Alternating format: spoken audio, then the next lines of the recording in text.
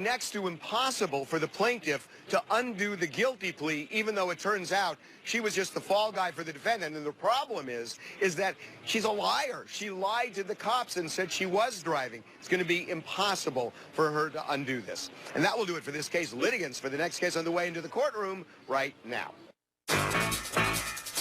This is the plaintiff, Ashley Singleton. She says she hired the defendant to make her a custom-fitted dress for her big birthday celebration.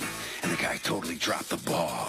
She even had people waiting for her at her birthday dinner while he fumbled around with her dress at the last minute. Bottom line, she demanded a full refund, but can't get it, so is suing that deadbeat designer for $500, the amount she's owed.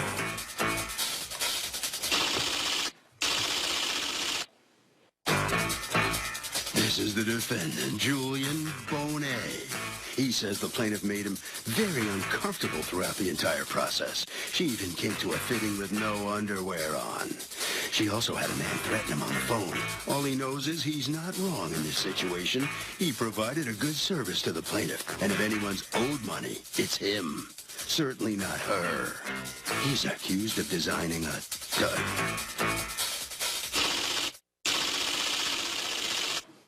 The defendant has filed a countersuit for $500 for labor, construction, and time wasted.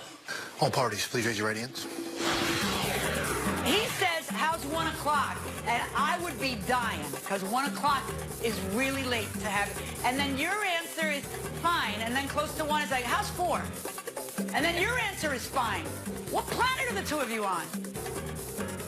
Uncomfortable, getting fitted with no...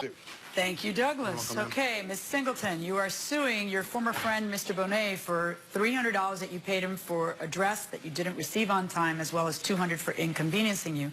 You have a counterclaim against her for $500, $300 of it labor and construction, but you already got paid, right?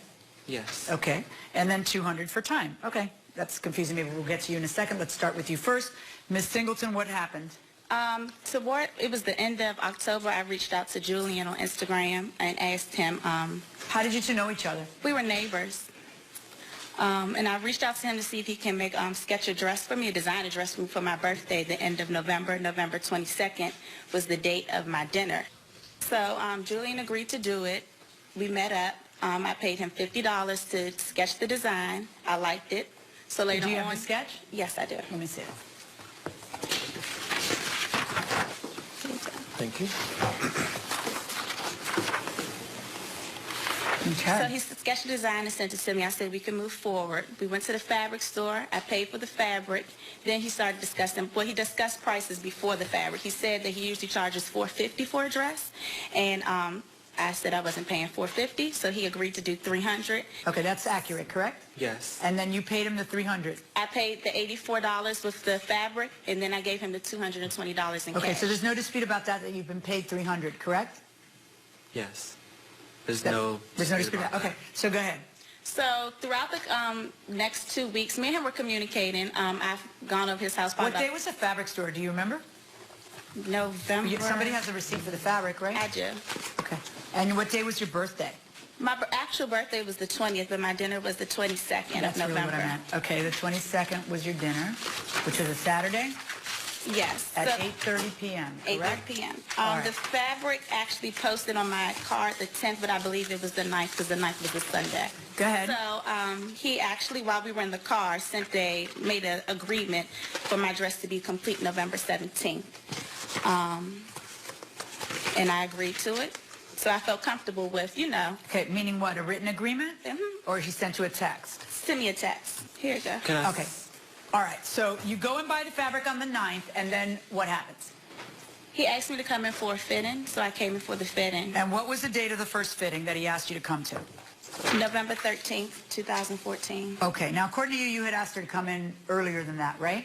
I was in touch with her on the 13th. She said, can I come tomorrow? That was the first mistake that she made with me because she canceled the first fitting.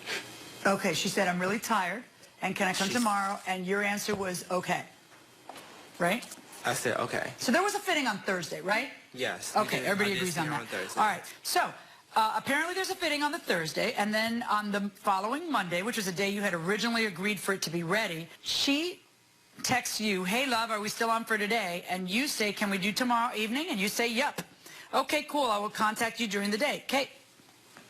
And he says, yesterday was rough for me. I couldn't get much done. No worries. Your dress will be amazing. You know I'm not stressing, you answer, so you're very perfectly happy. I'm tired anyway, so tomorrow's perfect. Everybody's happy. On the 18th, the following day, your power went off? Yes. Okay, so you text her in the afternoon, how late is too late for you today? And she says, because you're both procrastinators, LOL, you want me to come tomorrow morning? And he says, yeah, like early, like 6. Did that happen? No. Because the next day I see that you wrote at 5:42 a.m. You're probably asleep, but I would really hate to waste your time by having you come to me in an hour. I'm too tired to function correctly. What time later tonight would you be available? To which she responds, I'm available Thursday at 8 a.m. What do you tell her? What time do you tell her to be there? Nice and early so you can get going? No. What you say is, I'd rather be closer to done when you come. How's 6 p.m.? Okay, so Thursday there was a fitting. Never asking you to stay. And then you were supposed to come in the morning, the following day, on Friday. But you text her on Friday, and what do you say? Morning, love, 9 a.m. won't work. I need a little more time to detail and don't want to rush. Later tonight will work fine. You can send accessory options throughout the day. And he said it was okay. I said, okay, I'll see what I can do. I'm not, Okay. I don't believe. So then what I happens? said Now okay it's to Saturday that. morning, and does she come to your house Because for I know fitting it's on not Saturday okay. morning? No, she texted me around 8 something in the morning saying, I'm in your area. Okay, I said, you can come around, how's 1 o'clock for you? She said, okay. Then she texted soon after, can I come at 4:30? I'm like, okay, do now you I know see what your that. dress looked like He before? says, how's 1 o'clock? And I would be dying, because 1 o'clock is really late to have it. And then your answer is fine, and then close to 1, it's like, how's 4? And then your answer is fine. What planet are the two of you on? I'm pretty sure at 4 o'clock she's not thinking that she's going to get her dress completed. Like, Really? there's no way. Do you Really. think that's why she's coming in on the day of her birthday party, because she thinks she's not Well, going to get her dress at this completed? point- Because why do you say, yes, you can come at 4? Why don't you tell her, no, you have to be here at 1? Because you have a contractual obligation to have it finished by, well, by the 17th, really, but by that day, certainly, because she was fine with moving it till that day. She just wants it for the party. So if she's supposed to come at 1, the only reason for you to say, yeah, come at 4, is that you're still not done. That's the only reason you would be in a position to say, yeah, come at 4, because you're still not done doing what needs doing. Do you have the dress here, by the way? Yes, I do. Can I see it? Yes. And I've actually had a model come in to try the dress on so that I can get it further done, which is what I would have done had she tried it on. Wait, what do you mean? Afterwards? After everything? Because Ashley was unable to come in and get the dress completed. I have a picture of what it looks like on so that you can see that. Oh, I see what you're saying. So you had somebody Right. model it, you finished it? Yes. And then, okay, I got you. But let me You see want the the dress dress itself. It's Yeah. pinned. Yeah, sure. She had someone called me from a 443 number, and he said he's gonna whoop my. Oh, that's right. Okay. Who was the guy calling him? My boyfriend called, and he talked to Julian and said, hey, man, we just want the money. That's all we asked for. I even offered Julian. Did he say, I'm going to whoop Yes. your time? He said it towards the end of the conversation because he said Julian was being sassy. The dog got my dog. Well, she should have known that it was never going to be ready if she came at 4. No, if he made a promise to have it ready at that time, then it should have been ready. Well, they had a fitting that was scheduled that night. I think that's a pretty pathetic way of weaseling out of a contract, pretty much. So I don't know morally and legally if there's any, stance. So that guy is a total loser, in my opinion. God, that was so well said. I don't think I'm going to go to a third person. There we go, going inside the courtroom. It's a simple black dress. Oh, so you haven't finished the dress? No, Okay. she's suing me. She's suing me.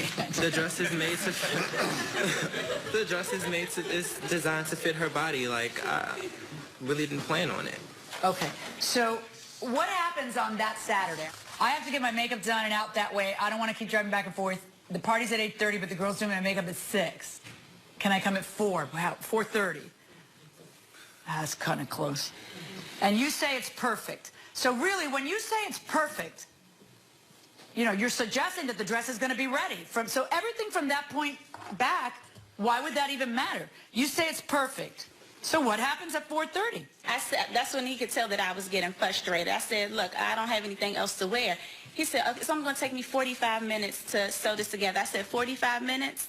He said, yeah, 45 That's minutes. all. That dress doesn't look like it's 45 minutes away from done. So I said, since it was... Wait, is that dress 45 minutes away from done? It was hours from being done. Yeah. Go ahead. So what happens at 4:30? So I get there, the dress not done. He said it'll be finish in 45 minutes. I said, okay, since I'm gonna go get my makeup done down the street, and I'll come back and you could just give me the dress and I'll go about my way. So I come back after I get my makeup done to pick it up. And it's all right, so yes. At 7:10, you text her and you say, are you headed back? And she says, be there in 5. Right. Was your plan at that point to get the dress and go to the party right from there, I guess? Because I had people at my house waiting for me. I had people at the restaurant waiting for me. And I just said, I don't even have anything else to wear. Because he came downstairs and was like, you're going to kill me. Your dress isn't ready. And that's when I start freaking out. And that's about it. Then I sent the message. Wait, what did you say to each other? Are you kidding me? All of us we're all frozen at that doorway waiting for the details. And you just stormed out, shut the door, okay, got so in the you car. tell me how that conversation went at 7-something. I was unable to do the dress. She said, can you finish the dress in 30 minutes? I'm getting my makeup done down the street. It's only like 5 minutes away. I said, I'll see what I can do in these 30 minutes. I have to add the sleeves on it. When you left my house, there were no sleeves on your dress. Okay, honey, why are you looking at her and yelling at her that you didn't finish the dress on time? Because why are you looking at her saying, when you left my house, there were no sleeves? I guess your premise is that she should know that you were going to fail at the contract?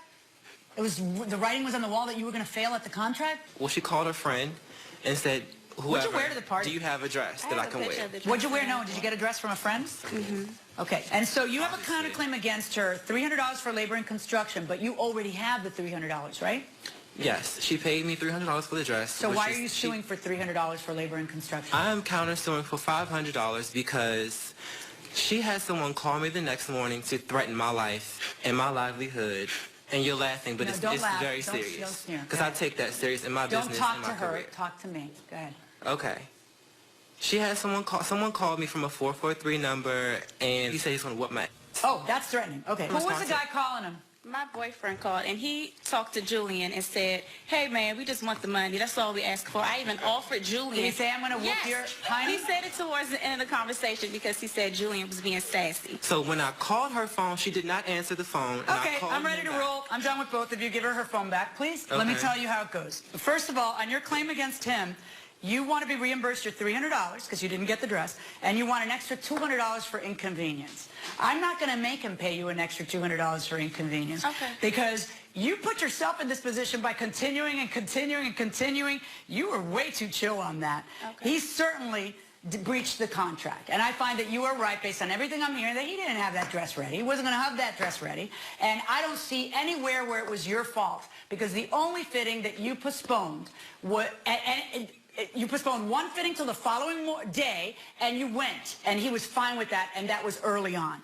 The other postponements were his, and they're really, because I've been around the block a few times, I know what those are. The dress isn't ready. That's why on the day of the party, he tells you, yeah, 4:30 is fine, because he needs until 4:30. If he didn't need until 4:30, he would never put himself in that time crunch, because he knows your party's at 8:30. And then when 4:30 comes, you are there, and there's a fitting, and there's a plan between two of you. And the plan between two of you is come back after your makeup. And the implicit in that is we are going to have a ready dress after your makeup, except for there is no ready dress after your makeup. Okay? So you owe her $300. On your counterclaim against her for labor and construction that you already got paid for, no, and you're returning it to her because you didn't do your job. And $200 for time, no, following the same logic that I just went through. So, on this lawsuit, net judgment in favor of the plaintiff in the amount of the $300. And this goes back to him. So the plaintiff has won this case here in the People's Court. Step in. What's your comment on this?